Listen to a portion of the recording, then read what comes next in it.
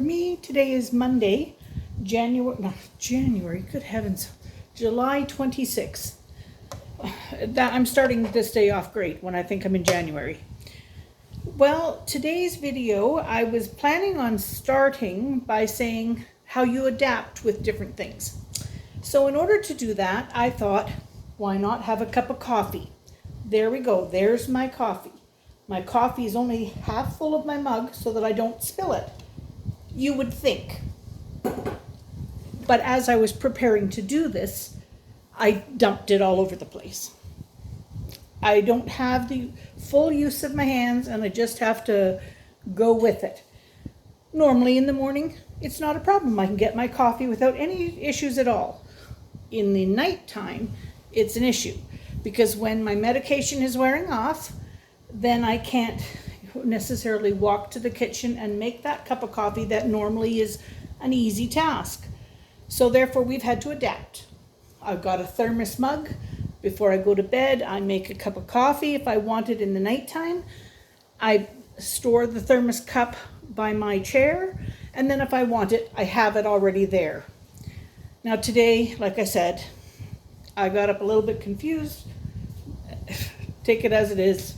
Whether it's January or July, the weather tells me it's July. Anyhow, I thought I would, a little bit about me. I thought I'd tell you about my partner in life. I couldn't do this without him in my life. Well, I probably could, but it wouldn't be fun. It's not fun now, but it would be even worse. It's, when you get married and you have your traditional vows that says better or worse. Well, most people expect there will be a little bit of worse and hopefully a lot of better. Sickness and in health, well, everybody knows there's going to be health, probably be a little bit of sickness, but hopefully not too much. What do you do when it happens? Does the person back off and say, no, I'm not in here for the long haul? Or do they say, well, I'll pick up the slack where I need to pick up the slack? Now, we are not perfect people. Heaven knows that we are not perfect people. Far from it. I've been known to be a little bit of the B word, especially when it comes to not doing the dishes. Bill does the dishes. I'm thankful when he does the dishes.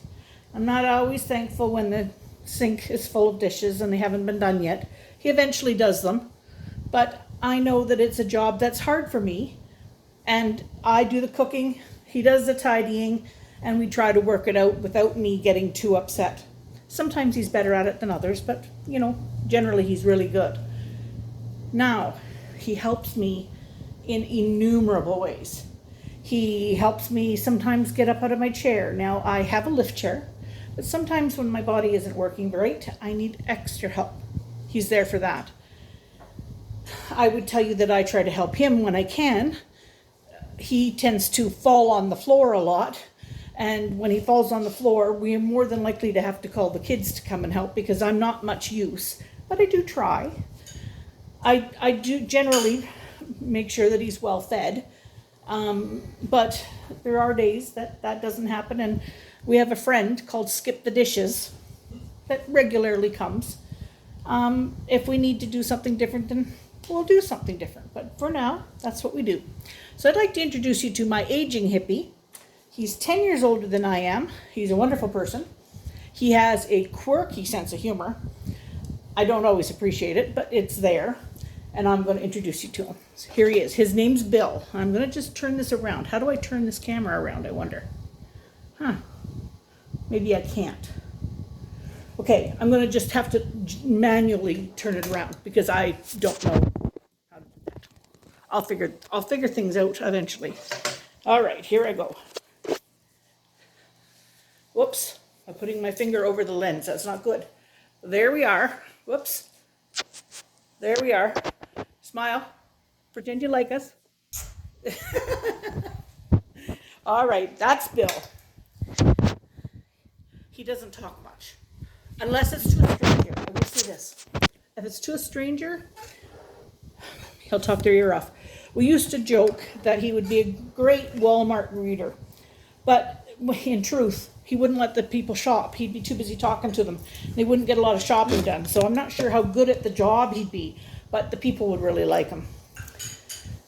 Anyway, this video is about what do I need for help? And I hate to admit that I need help, but I do. If I want to live an independent life, I'm going to need some help. So some of the things that we have in place. The help in general. We live in a senior's residence. Now, it's not an assisted living. It doesn't provide our meals. It's independent living, but there is staff here. And the ambulance service and whatnot is very regularly to our building, so they know where we are, and they could be here quickly. We also have a on-staff social worker, so should we need any help in I needed a wheelchair, and they were able to facilitate where to go to get that wheelchair. So we have a social worker that's on site. We also have pastoral care on site who will come and visit at any time. You know, most churches have that, but we have one that's for our buildings, which is very nice to have. So that's something that's sort of generally helpful. We also, at our building, have, when there isn't a pandemic, and of course we're just coming through it now, we have a social club that's very active and does dinners and dancing downstairs. And they play bingo and card games and, you know, show movies and whatnot.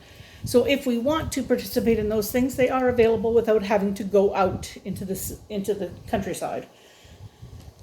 We also accepted the fact that I can't do the heavy cleaning. I can do sort of pick up, tidy and whatnot, but once every 2 weeks, we have a husband and wife couple that come in, and they are here for an hour, and they do my floors, they do some light dusting, and they clean my bathroom thoroughly. And it's just very nice to have that in place so that I don't have to worry about those things. Then it comes to my family.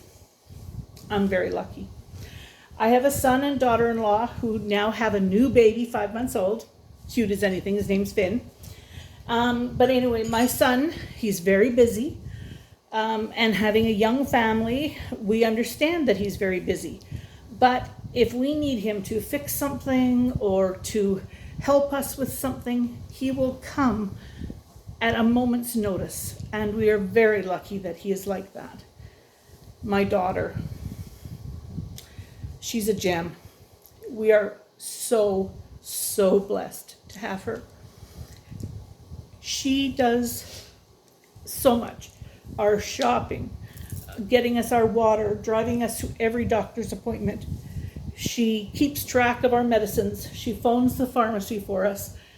All the things that I get confused with now, she is very good about. So far, I have managed to keep control of my budget book. That's my pride and joy. I live by my budget, and I have always enjoyed that. Unfortunately, my brain isn't 100% working, and I do everything correctly except the power bill. And I do not know what disconnect is up in my brain, but I have constantly got a $500 credit with the power company. I keep paying bills that she tells me, do not pay that bill, you have overpaid it. And I keep paying the darn thing. I try to not do that. But anyway, eventually I'll lose control of that book. But for now, I've still got it. So we're very fortunate to have that. And now I don't want to forget this last group. I refer to this last group as my ladies. Now, they're not all ladies. There are some gentlemen, very nice gentlemen. But I generally say my ladies, and they're my internet friends. Now, people would find it odd that you can have friends with people that you don't even know.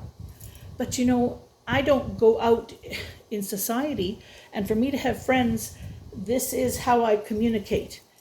And I am very fortunate to have found some lovely internet friends. And you all know who you are, and I thank you for being there.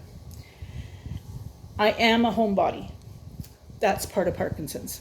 You tend to stay at home, you tend to isolate.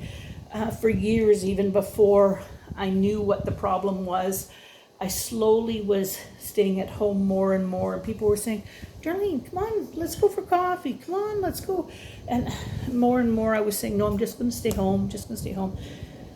I'm now at the point where I pretty much stay home. I go to doctor's appointments. I occasionally get out and go to a Pennington's for a store, but very seldom do I go out.